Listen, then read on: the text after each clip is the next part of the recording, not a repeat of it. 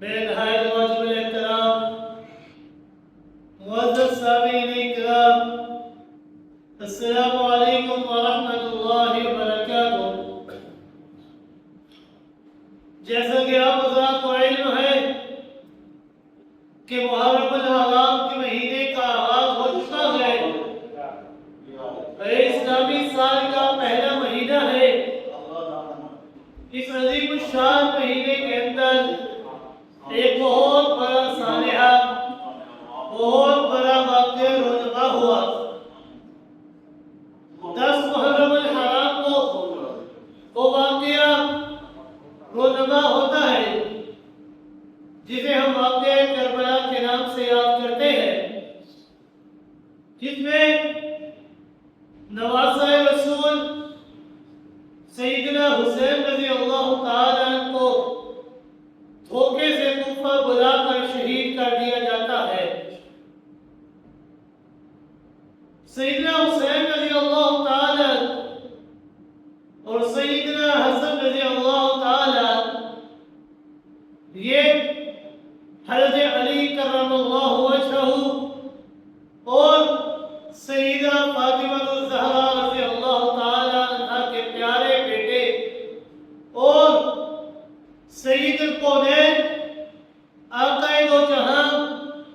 جناب محمد رسول اللہ صلی اللہ علیہ وسلم کے انتہائی چہیتے اور پیارے نواسے تھے۔ اس لحاظ سے حسنین کریمین ان کو انتہائی درجے کا اعلیٰ مقام اور رتبہ اللہ رب العزت نے عطا فرمایا۔ حضرات حسنین کریمین کے والد ماجد خلیفہ رابع حضرت علی کرم اللہ وجہہ، جو کہ پیغمبر کائنات صلی اللہ علیہ وسلم کے چچا زاد بھائی بھی تھے، حضرت علی کرم اللہ وجہہ یہ ایسے نجیب الطرفین تھے کہ ان کے والد اور ان کی والدہ ان دونوں کا تعلق بنو ہاشم میں سے تھا۔ حضرت علی کرم اللہ وجہہ کو یہ شرف بھی حاصل ہے کہ ان کی پرورش، ان کی تربیت خود پیغمبر کائنات صلی اللہ علیہ وسلم نے اپنے ہاتھوں سے فرمائی۔ حضرت علی کرم اللہ وجہہ یہ وہ شخصیت ہے کہ ہجرت کی رات پیغمبر کائنات صلی اللہ علیہ وسلم نے انہیں اپنے بستر پر سلایا اور ہجرت کے بعد مواخات کے موقع پر فرمایا انت اخی فی الدنیا والآخرہ، کہ اے علی جس طرح دنیا کے اندر آپ میرے بھائی ہیں نا، آخرت کے اندر بھی آپ میرے بھائی ہو۔ ایک موقع پر آپ صلی اللہ علیہ وسلم نے فرمایا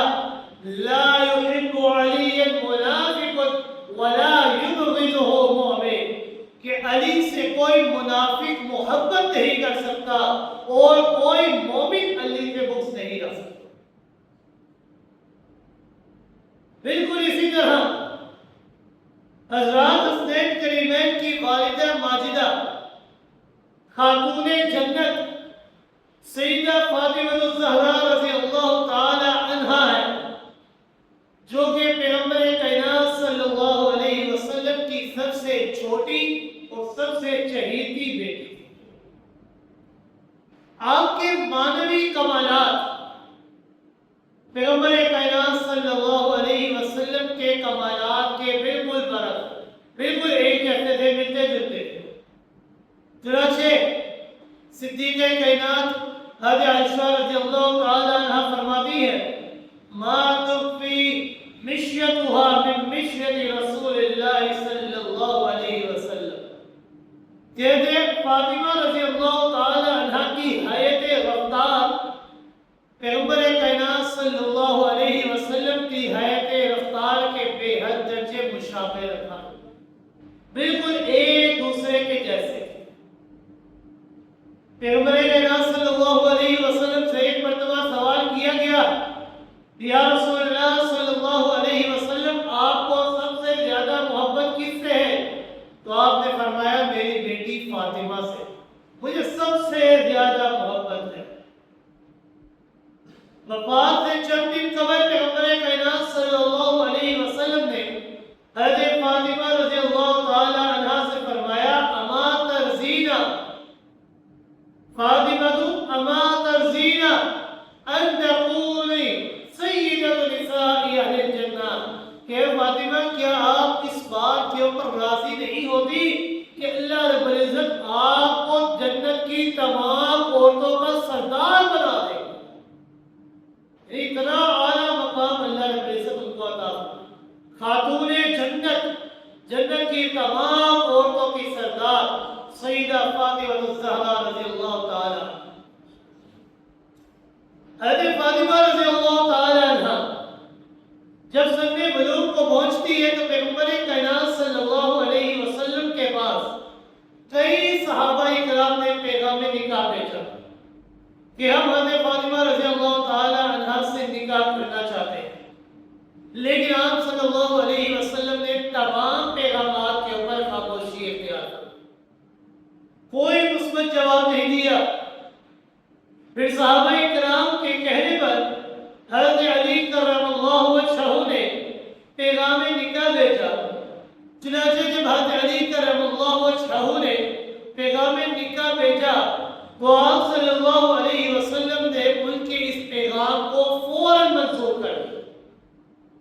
کوئی ہیلا نہیں کیا، کوئی بہانہ نہیں کیا، کوئی چیز نہیں کی، بلکہ فوراً ان کے پیغام نکاح کو قبول کر دیا۔ پیغمبر کائنات صلی اللہ علیہ وسلم کا دیگر صحابہ کے پیغام کے اوپر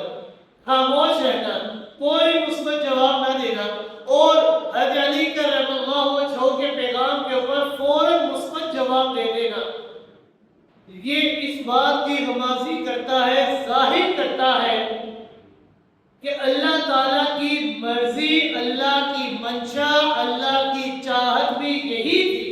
کہ فاطمہ بنت محمد صلی اللہ علیہ وسلم حضرت علی کرم اللہ وجہہ کے نکاح میں آئے۔ خود پیغمبر کائنات صلی اللہ علیہ وسلم نے ارشاد فرمایا ہے ما تزوجت شیئا من نسائی ولا زوجت شیئا من بناتی الا بوحی جاءنی بہ جبریل ارحب بی، کہ آپ صلی اللہ علیہ وسلم نے فرمایا کہ میں نے کسی بھی عورت سے اپنی مرضی سے نکاح نہیں کیا، یعنی اپنی مرضی سے میں نے کسی عورت سے نکاح نہیں کیا، ولا زوجت شیئا من بناتی، اور نہ ہی میں نے اپنی بیٹیوں کا نکاح اپنی مرضی سے کروایا ہے۔ ہاں، اس کے اوپر مرضی، منشا اور چاہت جس کی تھی وہ اور کوئی نہیں بلکہ رب کائنات کی ذات۔ آپ صلی اللہ علیہ وسلم نے فرمایا الا بوحی، ہاں اللہ رب العزت وحی کے ذریعے مجھے بتاتے تھے کہ آپ نے یہاں پر نکاح کرنا ہے، آپ نے اپنی بیٹیوں کا نکاح یہاں پر کروانا ہے، اور یہ پیغام لے کر آنے والے کو کوئی نہیں بلکہ روح الامین جبریل امین تھے، جو رب کی طرف سے پیغام لا کر مجھے بتا دیا۔ حضرت حسن رضی اللہ تعالیٰ اور حضرت حسین رضی اللہ تعالیٰ کی عمر میں صرف اور صرف 1 سال کا فرق ہے۔ حضرت حسن رضی اللہ تعالیٰ جو کہ بڑے صاحبزادے ہیں، جو کہ سن 3 ہجری کے اندر پیدا ہوتے ہیں، اور چھوٹے صاحبزادے حضرت حسین رضی اللہ تعالیٰ ہیں جو کہ سن 4 ہجری کے اندر پیدا ہوتے ہیں۔ ایک دفعہ حضرت ام فضل رضی اللہ تعالیٰ نے ایک بڑا ہی عجیب و غریب خواب دیکھا، اور ان کا دل اس خواب سے اس قدر متاثر ہوا کہ خواب سے بیدار ہو کر فوراً آقا دو جہاں صلی اللہ علیہ وسلم کی خدمت میں حاضر ہو، عرض کرنے لگی یا رسول اللہ صلی اللہ علیہ وسلم، میں نے ایک بڑا ہی خوفناک خواب دیکھا ہے، بڑا دردناک خواب دیکھا ہے۔ آپ صلی اللہ علیہ وسلم نے فرمایا کہ اے ام فضل بتاؤ تو صحیح آپ نے خواب کون سا دیکھا ہے؟ وہ کہنے لگی انہو شدید، کہ وہ بڑا خوفناک ہے، کوئی معمولی خواب نہیں، بڑا خوفناک خواب ہے۔ آپ صلی اللہ علیہ وسلم نے فرمایا بتاؤ تو صحیح کون سا خواب دیکھا ہے؟ وہ کہنے لگی کان قطعۃ من جسدک قطعت ووضعت لی فی ہجری، کہ میں نے دیکھا ہے کہ آپ صلی اللہ علیہ وسلم کے وجود مبارک حصہ کاٹ کر میری گود کے اوپر رکھ دیا گیا۔ اب بظاہر تو یہ خواب بڑا ہی دردناک، بڑا ہی خوفناک نظر آتا ہے، لیکن آپ صلی اللہ علیہ وسلم نے فرمایا کہ انسان اگر خواب دیکھے تو اول اس کی تعبیر نہ پوچھے، اگر تعبیر پوچھے تو اچھی تعبیر دیکھا کرے، اچھی تعبیر کے متعلق سوال کیا کرے، کیونکہ ایک پرندہ دونوں تعبیروں کو لے کر تمہارے سر کے اوپر پھر رہا ہوتا ہے۔ اگر اچھی تعبیر دیکھو گے اور سنو گے، پوچھو گے تو وہی ہوگا جس تعبیر کے بارے میں تم پوچھو۔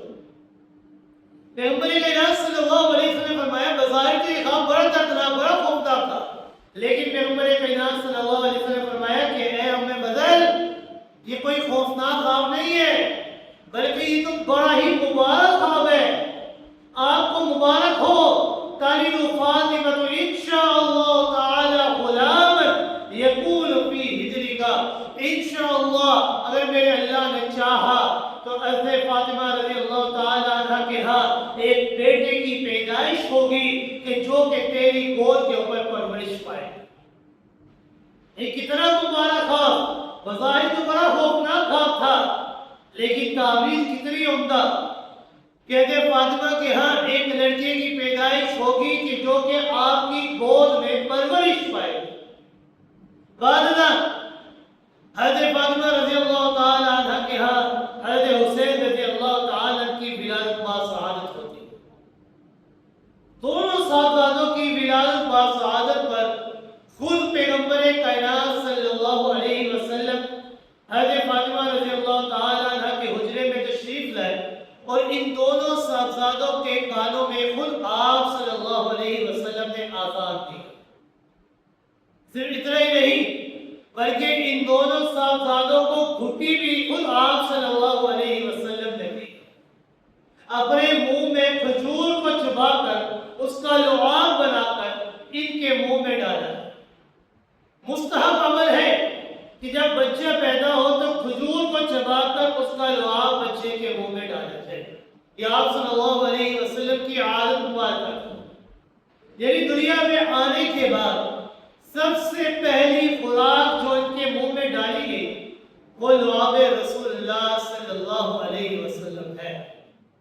یعنی اور کوئی چیز نہیں بلکہ سب سے پہلی خوراک لعاب رسول اللہ صلی اللہ علیہ وسلم، اور سب سے پہلی آغاز اللہ اکبر کی صدا، اور کس کے منہ سے؟ آقا دو جہاں صلی اللہ علیہ وسلم کی لسان مبارک سے۔ پیغمبر کائنات صلی اللہ علیہ وسلم نے خود ان کے نام مبارک رکھے۔ پہلے ان کا نام حضرت علی رضی اللہ تعالیٰ عنہ حرب رکھنا چاہتے تھے، جنگجو، لیکن آپ صلی اللہ علیہ وسلم کی تجویز پر آپ نے ان کا نام حسن اور حسین رضی اللہ تعالیٰ عنہ۔ ساتویں دن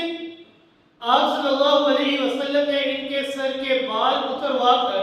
ان کے وزن کے برابر چاندی کو خیرات کیا، اور ان کا عقیقہ اور خطرہ بھی آپ صلی اللہ علیہ وسلم نے خود ہی کروایا۔ یہ دونوں شہزادے عادات اور خصائص اور گفتار اور رفتار کے لحاظ سے پیغمبر کائنات صلی اللہ علیہ وسلم کے بے حد درجے مشابہ رکھتے ہیں۔ حضرت علی رضی اللہ تعالیٰ فرماتے ہیں الحسن اشبہ رسول اللہ صلی اللہ علیہ وسلم ما بین الصدر الى الراس، سر سے لے کر سینے تک حضرت حسن رضی اللہ تعالیٰ یہ پیغمبر کائنات صلی اللہ علیہ وسلم کے مشابہ ہیں۔ والحسین اشبہ النبی صلی اللہ علیہ وسلم ما کان اسفل من ذالک، اور سینے سے لے کر نیچے تک حضرت حسین رضی اللہ تعالیٰ کے پیغمبر کائنات صلی اللہ علیہ وسلم کے مشابہ ہیں۔ حضرت انس رضی اللہ تعالیٰ فرماتے ہیں کہ ایک دفعہ پیغمبر کائنات صلی اللہ علیہ وسلم سے سوال کیا گیا ایو اہل بیتک احب الیک، کہ تمام اہل بیت میں سے آپ سب سے زیادہ محبت کسے کرتے ہیں؟ تو آپ صلی اللہ علیہ وسلم نے فرمایا الحسن والحسین، کہ حضرت حسن اور حضرت حسین سے میں سب سے زیادہ محبت کرتا ہوں۔ پیغمبر کائنات صلی اللہ علیہ وسلم کی محبت ان کے پیار کا یہ معاملہ تھا کہ ایک دن پیغمبر کائنات صلی اللہ علیہ وسلم حضرت ابو ہریرہ رضی اللہ تعالیٰ فرماتے ہیں کہ ایک دن پیغمبر کائنات صلی اللہ علیہ وسلم ہمارے سامنے اس حال میں تشریف لے کر آئے کہ آپ صلی اللہ علیہ وسلم کے ایک کندھے پر حضرت حسن رضی اللہ تعالیٰ سوار تھے اور ایک کندھے پر حضرت حسین رضی اللہ تعالیٰ سوار تھے۔ آپ انتہائی محبت کے ساتھ کبھی دائیں جانب دیکھتے تو کبھی بائیں جانب دیکھتے، کبھی حضرت حسن کو دیکھتے کبھی حضرت حسین کو دیکھتے، انتہائی محبت اور غایت شفقت سے کبھی ایک کو پیار کرتے کبھی دوسرے کو پیار کرتے۔ یہ منظر دیکھ کر ایک شخص کہنے لگا یا رسول اللہ صلی اللہ علیہ وسلم، لگتا ہے آپ کو یہ بچے بڑے پیارے لگتے ہیں، آپ ان بچوں سے بڑی محبت کرتے ہیں۔ تو آپ صلی اللہ علیہ وسلم نے فرمایا من احبہما فقد احبنی ومن ابغضہما فقد ابغضنی، کہ جو ان سے محبت کرے گا گویا کہ میں محمد رسول اللہ صلی اللہ علیہ وسلم سے محبت کرے گا، اور جو ان سے بغض رکھے گا گویا کہ میں محمد رسول اللہ صلی اللہ علیہ وسلم سے بغض رکھے گا۔ گویا کہ حضرات حسنین کریمین کی محبت آپ صلی اللہ علیہ وسلم کی محبت ہے، اور ان سے بغض، ان سے نفرت گویا کہ آپ صلی اللہ علیہ وسلم سے بغض اور نفرت۔ پیغمبر کائنات صلی اللہ علیہ وسلم کی عادت مبارکہ تھی کہ اکثر آپ حضرت فاطمہ رضی اللہ تعالیٰ عنہ کے گھر جاتے اور وہاں پر جا کر حضرت فاطمہ سے فرماتے ادعی لی ابنی فاطمہ، کہ اے فاطمہ میرے بیٹوں کو میرے پاس لے کر آؤ، یہ جو میرے دو بیٹے ہیں ان کو میرے پاس لے کر آؤ۔ حضرت فاطمہ ان دونوں کو آپ صلی اللہ علیہ وسلم کے پاس بیٹی اور ان کے پاس بٹھا دیتی تو آپ صلی اللہ علیہ وسلم کی عادت مبارکہ تھی فَيَبُشُّهُمَا وَيَسُمُّهُمَا، کہ آپ صلی اللہ علیہ وسلم ان کو کافی دیر تک اپنے گلے سے لگائے رکھتے اور ان کی خوشبو کو سونگا کرتے تھے اور ان کو اپنے سینے مبارک سے چمٹائے رکھا، یعنی اتنی محبت کیا کرتے تھے۔ حتیٰ کہ بعض روایات میں آتا ہے کہ آپ صلی اللہ علیہ وسلم جماعت کرا رہے تھے تو آپ صلی اللہ علیہ وسلم نے اپنے سجدے کو زیادہ طول دے دیا، اتنا لمبا سجدہ کر دیا کہ صحابہ کرام حیران ہو گئے کہ آخر اتنا لمبا سجدہ کیوں کیا ہے۔ حتیٰ کہ بعض صحابہ کرام نے اپنے سر کو اٹھا کر دیکھا کہ آپ نے ہو سکتا ہے آپ نے تکبیر کہہ دی ہو لیکن ہمیں آواز نہ آئی ہو، بعض صحابہ نے اپنے سروں کو اٹھا کر دیکھا، جب دیکھتے ہیں تو پتہ چلتا ہے کہ دونوں شہزادوں میں سے ایک آپ صلی اللہ علیہ وسلم کے کندھوں کے اوپر سوار ہے، پیٹھ کے اوپر سوار ہے۔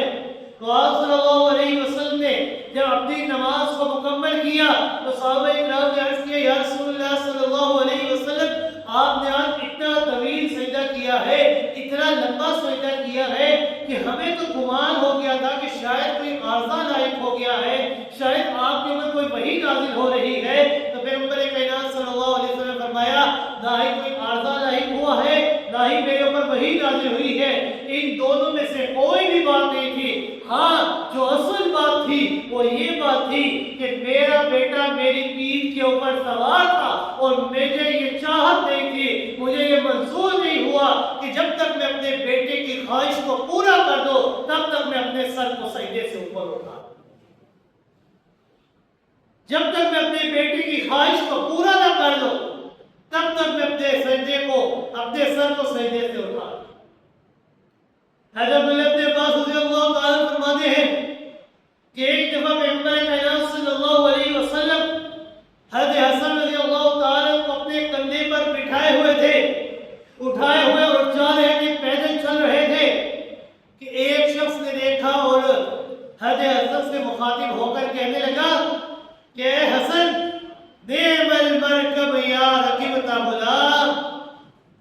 کہ اے بچے تجھے کتنی عمدہ سواری ملی ہے،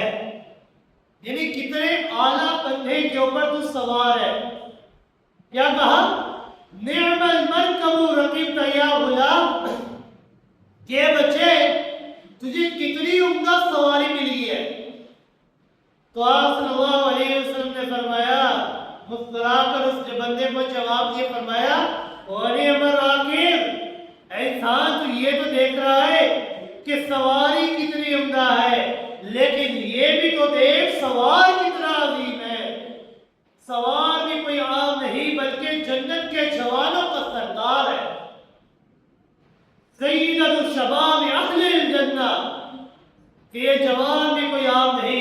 بلکہ جنت کے جوانوں کا سردار اور کوئی عام بندہ نہیں۔ ایک موقع پر آپ صلی اللہ علیہ وسلم نے فرمایا حسین منی وانا من حسین، کہ حسین یہ مجھ سے ہے اور میں حسین سے ہوں۔ احب اللہ من حسین، جو شخص حسین سے محبت رکھے گا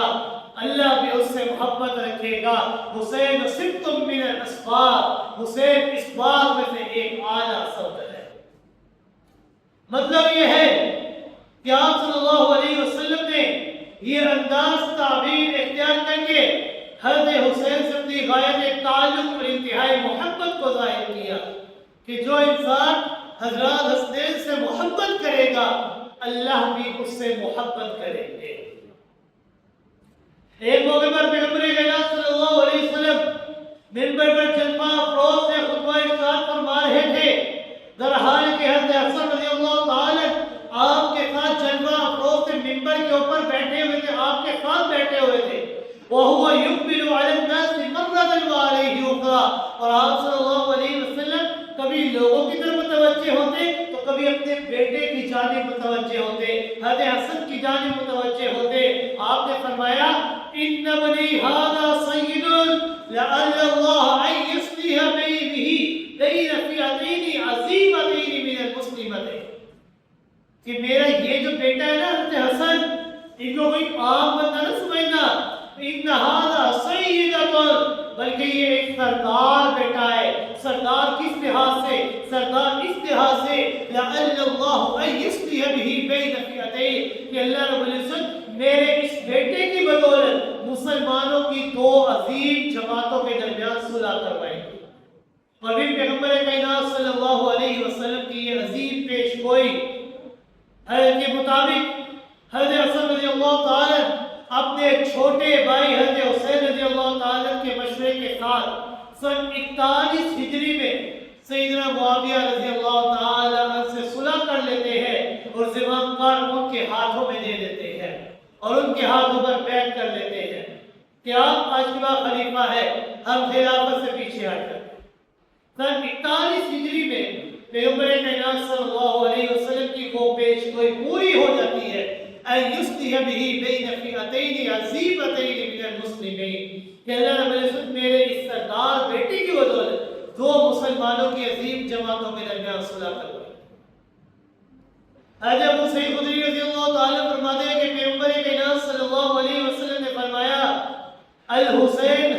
الحسن والحسین سید شباب اہل الجنہ، کہ حضرت حسن اور حضرت حسین یہ دونوں جنت کے جوانوں کے سردار ہیں۔ صرف اتنا ہی نہیں ہے، حضرات حسنین کریمین یہ وہ ہستیاں ہیں کہ ان سے شیخین یعنی سیدنا صدیق اکبر رضی اللہ تعالیٰ اور سیدنا فاروق اعظم رضی اللہ تعالیٰ وہ بھی بے انتہا محبت کیا کرتے ہیں۔ اور ان کی محبت کا یہ عالم تھا کہ پیغمبر کائنات صلی اللہ علیہ وسلم کی وفات کے بعد یہ دونوں بھائی ان کی توجہ کا محبت کا مرجع بن چکے تھے، کیونکہ انہوں نے اپنی آنکھوں سے پیغمبر کائنات صلی اللہ علیہ وسلم کو ان سے محبت کرتے ہوئے دیکھا اور اپنے کانوں سے ان کے متعلق مختلف قسم کے ارشادات سنے تھے کہ جو ان سے محبت کرے گا گویا کہ مجھ سے محبت کرے گا، جو ان سے محبت کرے گا اللہ سے محبت کرے گا۔ مختلف قسم کے ارشادات آپ صلی اللہ علیہ وسلم کے لسان مقدس سے انہوں نے سنے تھے۔ علامہ ابن کثیر رضی اللہ تعالیٰ فرماتے ہیں وَقَدْ كَانَ الصِّدِّيقُ رضی اللہ تعالیٰ يُجِلُّهُ وَيُعَظِّمُهُ وَيُكْرِمُهُ وَيُحِبُّهُ وَيَتَفَضَّلُ، کہ سیدنا صدیق اکبر رضی اللہ تعالیٰ حضرت حسین رضی اللہ تعالیٰ کی تعظیم کیا کرتے تھے اور ان کی عظمت کا معاملہ یہ کیا کرتے تھے کہ ان کے اوپر اپنی ہر چیز قربان کر دینے کے لیے تیار رہتے تھے۔ ایک دفعہ کا واقعہ ہے کہ سیدنا صدیق اکبر رضی اللہ تعالیٰ سیدنا علی رضی اللہ تعالیٰ کے ساتھ نماز سے فارغ ہو کر پیدل چل رہے ہیں کہ سیدنا صدیق اکبر رضی اللہ تعالیٰ نے دیکھا کہ حضرت حسن رضی اللہ تعالیٰ بچوں کے ساتھ کھیل کود کے اندر مصروف ہے، تو سیدنا صدیق اکبر رضی اللہ تعالیٰ لپک کر حضرت حسن رضی اللہ تعالیٰ کو اٹھاتے ہیں، ان کو اپنے کندھوں کے اوپر سوار کرتے ہیں اور فرماتے ہیں سیدنا صدیق اکبر رضی اللہ تعالیٰ نے حضرت علی کو مخاطب کرتے ہوئے فرمایا بی ابی شبیہ بالنبی صلی اللہ علیہ وسلم لیس شبیہ بعلی، کہ میرے ماں باپ تیرے اوپر قربان ہوں۔ اے حسن، آپ کی مشابہت پیغمبر کائنات صلی اللہ علیہ وسلم کے زیادہ ہے، آپ کی مشابہت اپنے باپ حضرت علی سے کم ہے، لیکن زیادہ مشابہت آپ کے آپ صلی اللہ علیہ وسلم کے ساتھ۔ آپ کی چال ڈھال، آپ کا پہناؤ، آپ کا رخ انور، آپ کا چہرہ مبارک، آپ کی ایریا گویا کہ اپنے باپ سے کم ملتی ہیں، آپ صلی اللہ علیہ وسلم سے زیادہ ملا۔ سیدنا فاروق اعظم رضی اللہ تعالیٰ نے اس سے بے انتہا محبت کیا کرتے تھے۔ ان کی محبت کا یہ عالم تھا کہ سیدنا فاروق اعظم رضی اللہ تعالیٰ کے دور حکومت میں یمن سے چند حلے، چند لباس آتے ہیں، تو آپ نے حسب معمول ان کپڑوں کو صحابہ کرام کے صاحبزادوں میں تقسیم کر دی۔ لیکن جب حضرت حسن اور حضرت حسین کی باری آتی ہے تو فرمانے لگے کہ یہ جو کپڑے یمن سے آئے ہیں نا، یہ کپڑے آپ کے شایان شان نہیں ہیں، بلکہ آپ نے ایک خط لکھا اور فرمایا کہ میرے لیے یمن سے 2 عمدہ لباس، 2 عمدہ کپڑے بھیجو۔ 2 نہایت ہی عمدہ اور اعلیٰ کپڑے منگوا کر آپ نے ان دونوں صاحبزادوں کو دیے، کہ فرمایا کہ یہ لباس اب آپ کے شایان شان ہے، وہ لباس جو تھا وہ آپ کے شایان شان ہے۔ یعنی محبت کا یہ عالم تھا۔ سیدنا عثمان غنی رضی اللہ تعالیٰ بھی آپ سے بے انتہا محبت کیا کرتے تھے، حضرت علی رضی اللہ تعالیٰ بھی آپ سے محبت کرتے، حضرت معاویہ رضی اللہ تعالیٰ بھی آپ سے بے انتہا محبت کرتے۔ ان کی محبت کا یہ عالم تھا کہ جب صلح ہوئی سن 41 ہجری کے اندر، تو حضرت حسن رضی اللہ تعالیٰ اور حضرت حسین رضی اللہ تعالیٰ ہر سال حضرت معاویہ کے پاس جاتے۔ حضرت معاویہ رضی اللہ تعالیٰ ان کی آمد کے اوپر مرحبا اہلا کی کلمات سے اظہار مسرت فرماتے، اور ان دونوں صاحبزادوں کو اپنے ساتھ اپنے تخت کے اوپر بٹھاتے تھے اور فرماتے تھے کہ اور ان کو 2-2 لاکھ درہم بھی عطا کیا کرتے تھے۔ یعنی اتنی محبت آپ ان سے کیا کرتے تھے۔ اور حضرت حسن رضی اللہ تعالیٰ کی وفات کے بعد ہر سال حضرت حسین رضی اللہ تعالیٰ بھی حضرت معاویہ رضی اللہ تعالیٰ کے پاس جایا کرتے تھے۔ فَيُؤْتِيهِ وَيُكْرِمَهُ، وہ ان سے بہت سی نوازشات اور بہت سی محبت کیا کرتے تھے۔ سیدنا عبداللہ بن عباس رضی اللہ تعالیٰ، حضرت عباس کے بیٹے حضرت عبداللہ بن عباس رضی اللہ تعالیٰ، جو کہ ان کے ہم عصر تھے، یعنی بالکل ایک جتنی عمریں تھی۔ آج کے دور میں ایک دوسرے کی جتنی عمر ہو تو نہایت ہی بے تکلفی سے، بے انسان کوئی لفظوں کا لحاظ نہیں کرتا، بے تکلفی سے ایک دوسرے سے بات کیا کرتا ہے۔ لیکن حضرت عبداللہ بن عباس رضی اللہ تعالیٰ حضرات حسنین کریمین کے معاصر اور خاندان نبوت سے ہونے کے باوجود، یعنی ان کے ہم پلہ تھے، خاندان نبوت سے ان کا تعلق تھا، حضرت عباس کے بیٹے تھے، اور حضرات حسنین کے ہم پلہ تھے، یعنی ان کے ہم عصر تھے، عمروں میں بھی برابر تھے، لیکن خاندان نبوت سے ہونے کے باوجود، عمروں میں برابر ہونے کے باوجود، حضرت عبداللہ بن عباس رضی اللہ تعالیٰ ان سے نہایت ہی تعظیم اور تقریب اور عزت کے ساتھ پیش آتے۔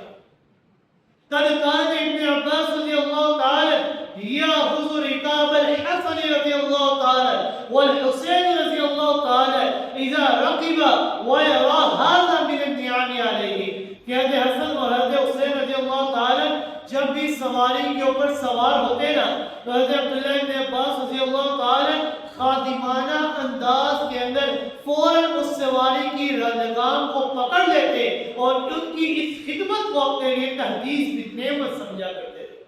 کہ ان کی خدمت کرنا میرے لیے باعث نعمت ہے، باعث اجر و ثواب ہے۔ یقیناً حضرت حسن اور حضرت حسین رضی اللہ تعالیٰ کے درمیان ان کے اندر بہت ساری خصوصیات ہیں، ان کے اندر بہت سارے امتیازات ہیں، لیکن اللہ رب العزت نے ان کو یہ خوبی بھی عطا فرمائی ہے کہ پیغمبر کائنات صلی اللہ علیہ وسلم نے انہیں جنتی جوانوں کا سردار بنایا۔ سیدنا حسن رضی اللہ تعالیٰ سن 49 ہجری میں مدینہ منورہ کے اندر وفات پا جاتے ہیں، اور سیدنا حسین رضی اللہ تعالیٰ ان کے بہت سے اعزاء اقربا 10 محرم الحرام کو سن 61 ہجری میں میدان کربلا کے اندر ظلماً شہید کر دیے جاتے ہیں۔ یہ جو واقعہ کربلا ہے، اس واقعے کو بہت ہی زیادہ اہمیت کے ساتھ، بہت ہی زیادہ زور و شور کے ساتھ بیان کیا جاتا ہے، حالانکہ اس واقعے سے بہت سے بڑے بڑے واقعات ہوئے۔ غزوہ بدر کہ جس کے اندر ایک طرف 300 صحابہ کرام اور دوسری طرف 1000 کی تعداد میں مشرکین موجود تھے۔ غزوہ احد کہ جہاں پر ایک جانب 1000 صحابہ موجود اور دوسری جانب 3000 کا لشکر جو ہتھیاروں سے لیس ہے موجود ہے۔ غزوہ احد میں جہاں پر حضرت حمزہ رضی اللہ تعالی جو کہ اسد اللہ سید الشہداء ہے، جو کہ نہایت ہی بے دردی کے ساتھ ظلمت جن کو شہید کر دیا جاتا ہے، ان کے وجود مبارک کا مسئلہ کر دیا جاتا ہے۔ غزوہ خندق کے موقع پر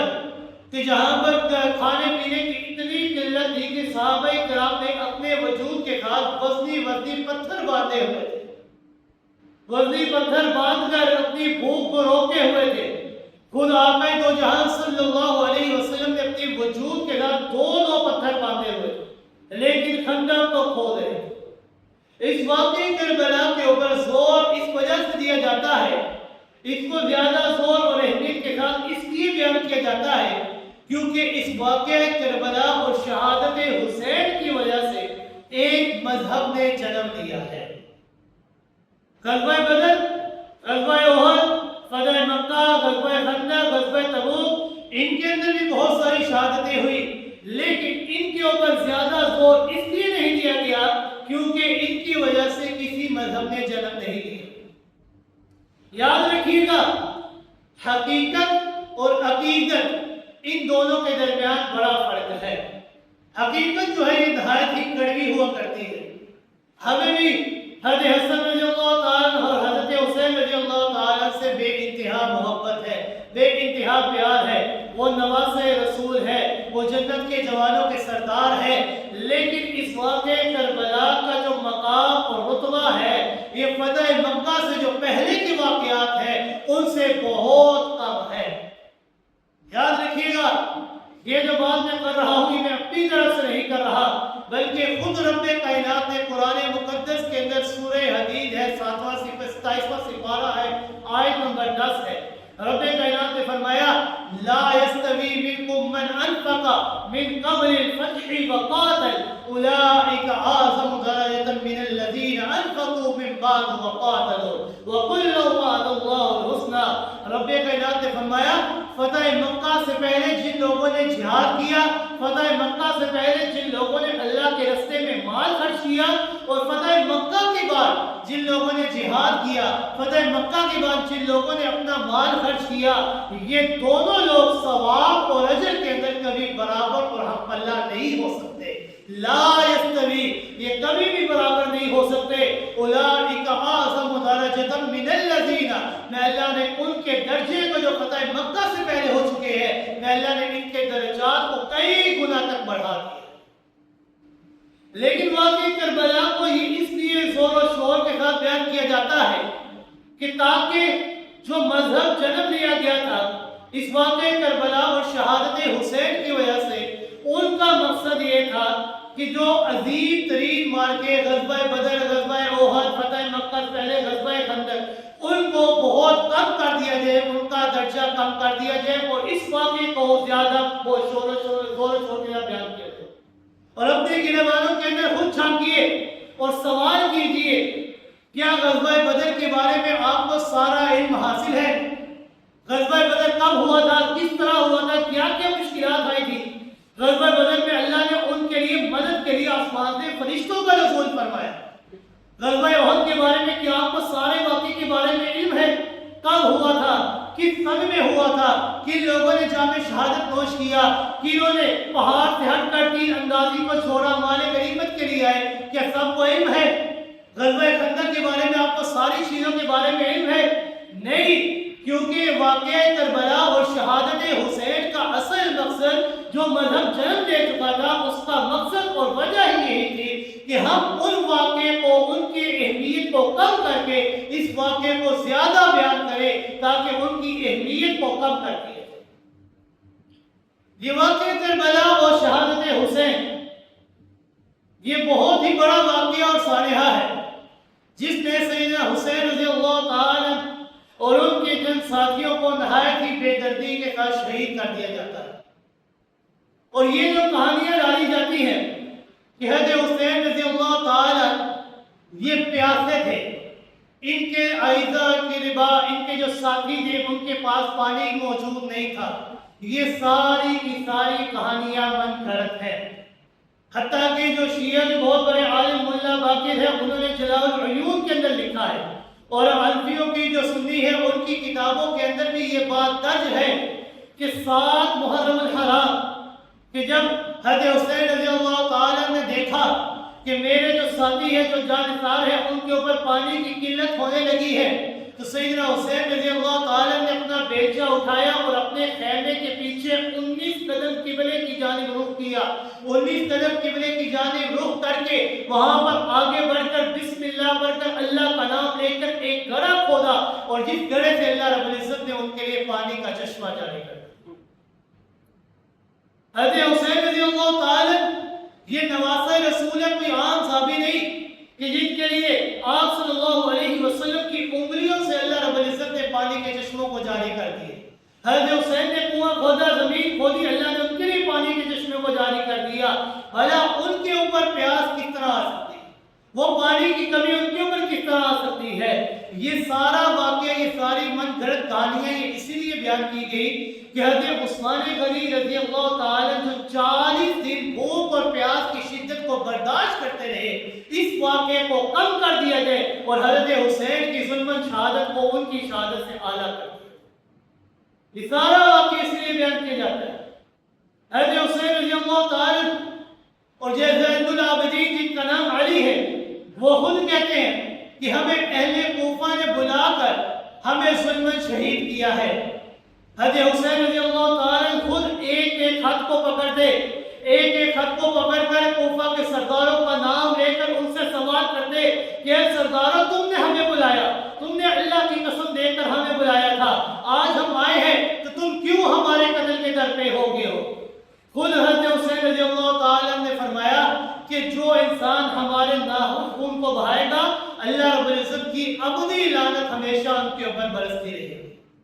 زین العابدین جب کوفہ کے اس درمندانہ مناظر سے پیچھے ہٹتے ہیں اور واپس چلتے ہیں تو دیکھتے ہیں کہ کوفہ کی عورتوں نے ماتم شروع کر دیا ہے، رونا پیٹنا شروع کر دیا ہے۔ تو زین العابدین فرماتے ہیں کہ تم رو کیوں رہی ہو، تم کیوں پیٹ رہے ہو، جبکہ ہمیں مارنے والے ہی تم لوگ ہو، تو اب کیوں رو رہے ہو؟ فاطمہ بنت حسین وہ بھی یہ کہتے ہیں کہ تم نے ہی ہمیں مارا ہے۔ جلاء العیون کے اندر مولا باقر نے لکھا ہے کہ کوفہ کے لوگوں نے جب حضرت حسین رضی اللہ تعالیٰ کو ظلمن شہید کر دیا تو اس کے بعد ایک مجلس کو قائم کیا جہاں پر انہوں نے مشورہ کیا کہ ہم نے حضرت حسین کو ظلمن شہید کیا، ہم نے ان کو بلایا، ان کے خط ہمارے پاس موجود تھے، اسی لیے انہوں نے مشورہ کر کے حضرت حسین رضی اللہ تعالیٰ کے تمام خیموں کو بھی آگ لگا دی تھی۔ اس وجہ سے لگائی تھی کہ تاکہ کوئی ثبوت بھی باقی نہ رہے، کیونکہ حضرت حسین رضی اللہ تعالیٰ نے شرط رکھی تھی کہ یا تو میں جہاں سے آیا ہوں مجھے وہاں پر واپس جانے دو، یا مجھے یزید کے پاس جانے دو، میں یزید کے پاس جا کر جو وہ فیصلہ کرے گا مجھے منظور ہوگا، یا پھر مجھے سرحد کے پاس بھیج دو، میں وہاں پر جا کر قافلوں سے جہاد کرتا ہوا مردانہ وار شہید ہو جاؤں گا۔ تو کوفیوں نے کہا کہ اگر حضرت حسین رضی اللہ تعالیٰ یزید کے پاس چلیں گے اور ان کے پاس جا کر ہمارے خط پہنچ گئے تو یزید ہمیں زندہ نہیں چھوڑے، اسی لیے انہوں نے کوفیوں نے حضرت حسین رضی اللہ تعالیٰ کے تمام خیموں کو بھی آگ لگا دی کہ تاکہ کوئی ثبوت بھی باقی نہ رہے۔ حضرت حسین رضی اللہ تعالیٰ کے نام پر یہ جو نیازیں بانٹی جاتی ہیں، جو لنگر بانٹا جاتا ہے، پانی پلایا جاتا ہے کہ سبیل ابن حسین، سبیل لنگر الحسین، کہ ان کے نام پر جو کھانے پینے کی چیزیں تقسیم کی جاتی ہے، پانی تقسیم کیا جاتا ہے، یاد رکھیے گا 3 وجوہات کی بنا پر اس پانی کا پینا، 3 وجوہات کی بنا پر اس کھانے کا کھانا ایک مسلمان کے لیے حرام ہے۔ پہلی وجہ یہ ہے کہ حضرت حسین رضی اللہ تعالی کے نام پر جو پانی تقسیم کیا جاتا ہے اس کی پہلی وجہ حرام ہونے کی یہ ہے کہ وہ اس پانی کے اوپر نام حضرت حسین کا لیا جاتا ہے کہ یہ جو پانی ہے، یہ جو لنگر ہے، یہ حضرت حسین کی طرف سے ہے۔ حالانکہ اللہ رب العزت نے قرآن مقدس کے اندر اعلان فرمایا، صاف صاف اعلان فرمایا، 2 مرتبہ قرآن مقدس کے اندر فرمایا انما حرم علیکم المیتۃ والدم ولحم الخنزیر وما اہل لغیر اللہ بہ، کہ میں اللہ رب العزت نے مسلمانوں کے اوپر حرام کر دیا ہے مردار کے گوشت کو، میں اللہ نے حرام کر دیا ہے مسلمانوں کے اوپر خون کو، میں اللہ نے مسلمانوں کے اوپر حرام کر دیا ہے خنزیر کے گوشت کو، اور میں اللہ نے حرام کر دیا ہے مسلمانوں کے اوپر وہ مال کہ جس کے اوپر غیر اللہ کا نام لیا جائے۔ اللہ کے نام کے علاوہ کسی اور کے نام پر جب انسان کوئی بھی چیز تقسیم کرتا ہے، قربانی کرے یہ کہے کہ رسول اللہ صلی اللہ علیہ وسلم کے نام پر میں قربانی کر رہا ہوں، لنگر تقسیم کرے تو میں حضرت حسین کے نام پر تقسیم کر رہا ہوں، پانی تقسیم کرے تو حضرت حسین کے نام پر کر رہا ہوں، غیر اللہ کے نام پر جب انسان کوئی لنگر کوئی چیز بھی تقسیم کرے گا، اللہ رب العزت نے فرمایا انما حرم، میں اللہ رب العزت نے اس کو حرام کر دیا ہے، وہ ایک مسلمان کے لیے حلال نہیں۔ دوسری وجہ یہ ہے کہ سیدنا حسین رضی اللہ تعالیٰ سارے لوگ جانتے ہیں کہ سیدنا حسین رضی اللہ تعالیٰ نے جام شہادت نوش کیا، تو وجہ کیا تھی؟ اپنے نانا کے دین کی خاطر انہوں نے کہا کہ میں اپنی جان دے دوں گا لیکن اپنے نانا کے دین کے اندر کمی بیشی اور رد بدل برداشت نہیں کر سکتا۔ تو آپ صلی اللہ علیہ وسلم کا دین کیا ہے؟ آپ صلی اللہ علیہ وسلم کے دین نے ہمیں کیا سکھایا ہے؟ انہوں نے صاف کا بیان فرمایا کہ آپ صلی اللہ علیہ وسلم جب مدینہ منورہ ہجرت فرما کر آئے تو آپ صلی اللہ علیہ وسلم نے دیکھا کہ 10 محرم الحرام کے دن یہودی روزہ رکھتے ہیں۔ تو آپ صلی اللہ علیہ وسلم نے یہودیوں سے سوال کیا کہ یہودیوں تم 10 محرم والے دن روزہ کیوں رکھتے ہو؟ ان یہودیوں نے کہا کہ ہمارے روزہ رکھنے کی وجہ یہ ہے کہ اس دن اللہ رب العزت نے حضرت موسیٰ اور ان کے لشکر کو فرعون سے نجات دی تھی، تو بطور شکر ہم 10 محرم والے دن روزہ رکھتے ہیں۔ تو آپ صلی اللہ علیہ وسلم نے فرمایا کہ حضرت موسیٰ کے لائق تو زیادہ ہم لوگ ہیں، وہ ہمارے ساتھی ہیں، وہ ہمارے نبی ہیں، ہم زیادہ اس بات کے لائق ہیں کہ ہم بھی ان کے لیے بطور شکر 10 محرم کا روزہ رکھیں۔ تو آپ صلی اللہ علیہ وسلم نے فرمایا کہ انشاءاللہ اگر میں زندہ رہا تو اگلے دن 10 محرم کا روزہ رکھوں گا اور ساتھ 9 محرم یا 11 محرم کا روزہ ملاؤں گا تاکہ اہل یہود کے ساتھ ہماری مشابہت نہ ہو۔ تو حضرت حسین نے جام شہادت نوش کیا اپنے نانا کے دین کی خاطر۔ ان کا دین کیا ہے؟ 9 اور 10 محرم والے دن روزہ رکھنا۔ اللہ رب العزت اس روزے کے بدولت انسان کو 10 روزوں کا ثواب عطا فرماتے ہیں، کئی گنا روزوں کا ثواب عطا فرماتے ہیں ایک روزے کی بدولت۔ تو ہم لوگ کیا کرتے ہیں؟ لنگر تقسیم کرتے ہیں، کھانے تقسیم کرتے ہیں، ایک چیز تقسیم کرتے ہیں، حالانکہ نانا کا دین کیا ہے؟ روزہ رکھنا۔ تیسری وجہ، حضرت حسین رضی اللہ تعالیٰ نے جام شہادت نوش کی کس حالت میں؟ نماز کی حالت میں۔ نماز کو قربان نہیں کیا، نماز دیکھتے اور دوران اپنی جام شہادت کو نوش کیا۔ تو آج جب لوگ ماتم کرتے ہیں، پیٹتے ہیں، سینہ کوبی کرتے ہیں، اذان کی آواز کانوں میں پڑتی ہے تو 90% لوگ کہتے ہیں کہ ہمارا وجود پلید ہے، کہ ہم نماز نہیں پڑھ سکتے۔ تو کس طرح ہم عاشق حسین بنتے ہیں؟ کس طرح ہم اس سے محبت کرنے والے ہوتے ہیں کہ جب ہمارا وجود ہی پلید ہے تو ہم اس سے محبت کے دعوے دار کس طرح ہو سکتے ہیں؟ انہوں نے نماز کی خاطر اپنی شہادت کو قبول کیا لیکن نماز کو نہیں چھوڑا۔ اذان کی آواز ہمارے کانوں میں پڑ رہی ہوتی ہے، ایک طرف مؤذن اذان دیتا ہے حی علی الصلاۃ حی علی الصلاۃ، آؤ نماز کی در، آؤ نماز کی در، آؤ کامیابی کی در، آؤ کامیابی کی در، کیونکہ نماز یہ وہ کامیابی ہے کہ جو انسان کو دنیا کے اندر بھی کامیابی و کامرانی تک پہنچاتی ہے اور آخرت کے اندر بھی سب سے پہلا سوال ہی نماز کے متعلق ہوگا، اور جس بندے نے اس نماز کے متعلق صحیح جواب دے دیا اس کے باقی اعمال باقی سوالات خود بخود درست ہوتے ہیں۔ تو سیدنا حسین رضی اللہ تعالی یہ جنت کے جوانوں کے سردار ہیں۔ خود آپ صلی اللہ علیہ وسلم نے فرمایا سیدۃ الشباب اہل الجنہ، کہ یہ جنت کے جوانوں کے سردار ہیں۔ جب جنت کے جوانوں کے سردار ہیں تو ان کے اوپر پیٹنے کا کوئی جواز نہیں بنتا۔ سیدنا حسین رضی اللہ تعالی یہ شہزادہ رسول ہے تو ان کے اوپر کوسنے کا کوئی جواز نہیں بنتا۔ سیدنا حسین رضی اللہ تعالی عظمت شہداء کا مقام حاصل کر چکے ہیں تو ان کے اوپر رونے کا کوئی جواز نہیں بنتا۔ شہادت حسین تو یہ استقامت کا وہ معراج ہے، یہ استقامت کی معراج ہے تو اس کے اوپر پیٹنے کا کوئی جواز نہیں بنتا۔ شہادت حسین تو رب کی رضاؤں کی عظمت ہے، انہوں نے رب کی عظمت کی خاطر، رب کے دین کی خاطر، اپنے نانا کے دین کی خاطر اپنی شہادت کو قبول کر لیا تو ان کے اوپر ماتم کرنے کا کوئی جواز نہیں بنتا۔ شہادت حسین کے اوپر پیٹنے کا کوئی جواز نہیں بنتا، مظلومیت کی کوئی کہانی نہیں بنتی، کیونکہ یہ افتخار اور فخر کا یہ وہ عظیم واقعہ ہے کہ سینہ تان کر بیان کیا جا سکتا ہے کہ تھا عمل پیرا جو کل علا تتے ہو پر بن کے مسجد مقترب کیا رسول سجدے میں ہے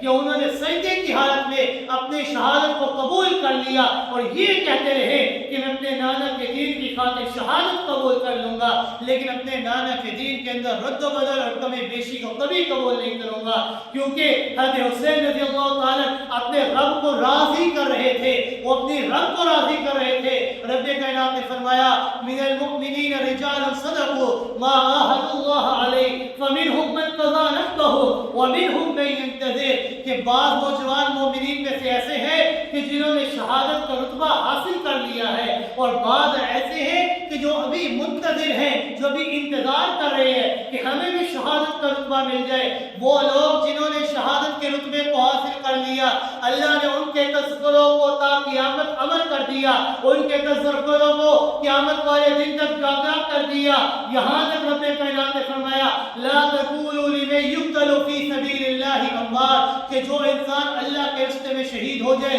اسے مردہ نہ کہا کرو، کیوں؟ کیونکہ وہ مردہ نہیں ہے بل احیاء عند ربهم بل احیاء ولكن لا تشعرون، وہ زندہ ہے لیکن ان کی زندگی کا تمہیں شعور نہیں ہو سکتا کیونکہ ان کی زندگی کہاں پر ہے۔ رب کائنات نے فرمایا بل احیاء عند ربهم کہ وہ اپنے رب کے ہاں زندہ ہے، وہ اپنے رب کے ہاں نازا ہے، رب ان کے اوپر فخر کرتا ہے، وہ رب کے اوپر فخر کرتے ہیں، رب کے سامنے نازا ہوتے ہیں۔ جب وہ نازا ہے وہ فخر کرتے ہیں اور تم روتے ہو، تم پیٹتے ہو، تم ماتم کرتے ہو۔ حالانکہ آپ صلی اللہ علیہ وسلم نے فرمایا کہ جو انسان گریبانوں کو چار کرتا ہے، جو انسان اپنے گریبانوں کو پھاڑتا ہے، جو ماتم کرتا ہے، روتا ہے، پیٹتا ہے، ایسے بندے کا تعلق ہم میں سے نہیں ہے۔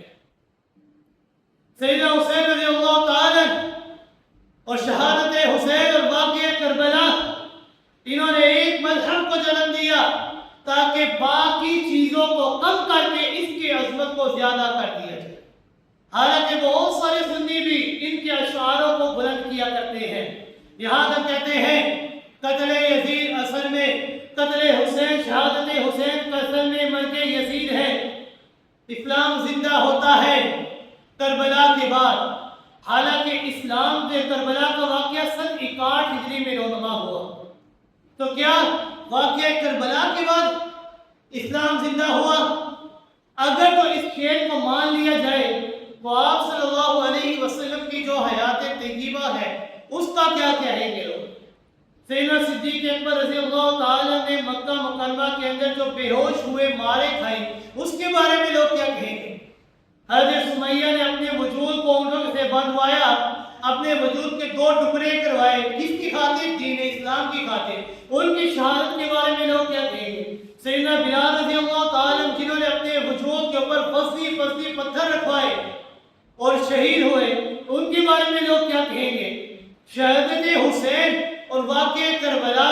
اس کو زور زور سے بیان کرنے کی اصل وجہ یہ ہے کہ لوگ باقی تمام واقعات کو اور ان کی اہمیت کو کم کرنا چاہتے ہیں اور کئی حد تک وہ کامیاب بھی ہو چکے ہیں۔ ہمیں اپنے گیرے بانوں کے اندر جاننا چاہیے کہ جو اسلام فتح مکہ سے پہلے کے جو واقعات ہیں ہمیں ان کے بارے میں پوری حقیقت کے بارے میں علم نہیں ہے، غزوہ بدر کے بارے میں ہمیں پورا علم نہیں ہے، ہمیں بس اتنا پتا ہے کہ 300 صحابہ تھے، اللہ نے فرشتے بھیجے، ایک طرف 1000 کا لشکر تھا۔ غزوہ احد کے بارے میں ہمیں پتا ہے کہ 70 صحابہ شہید ہوئے اور کہ کفار غالب آئے تھے، مسلمانوں نے مال غنیمت کی خاطر پہاڑ کو چھوڑ دیا تھا۔ غزوہ خندق کے بارے میں ہمیں پتہ ہے کہ انہوں نے اپنے پیٹوں کے اوپر پتھر باندھے تھے، تکلیفیں برداشت کی، لیکن سارے واقعے کے بارے میں، ساری اہمیت کے بارے میں ہمیں علم نہیں، کیونکہ انہوں نے اپنے اس کامیابی کے اندر، اس چال کے اندر کامیاب ہوئے کہ انہوں نے سارا زور واقعہ کربلا کے اوپر دیا۔ دردمندانہ اور کئی قسم ہر سال نئی سے نئی رسم جاری ہوتی ہے، کبھی پیٹتے ہیں، کبھی روتے ہیں، کبھی دیگیں چڑھاتے ہیں، کبھی کچھ کرتے ہیں، ہر سال کوئی نہ کوئی چیز نئی بدعت یہ 10 محرم والے دن ایجاد ہوتی ہے۔ تو اللہ رب العزت سے دعا ہے کہ اللہ رب العزت ہمیں صحیح معنوں میں دین اسلام کو پڑھنے کی اور دین اسلام کو سمجھنے کی اور اس کے اوپر صحیح معنوں میں عمل کرنے کی توفیق عطا فرمائے۔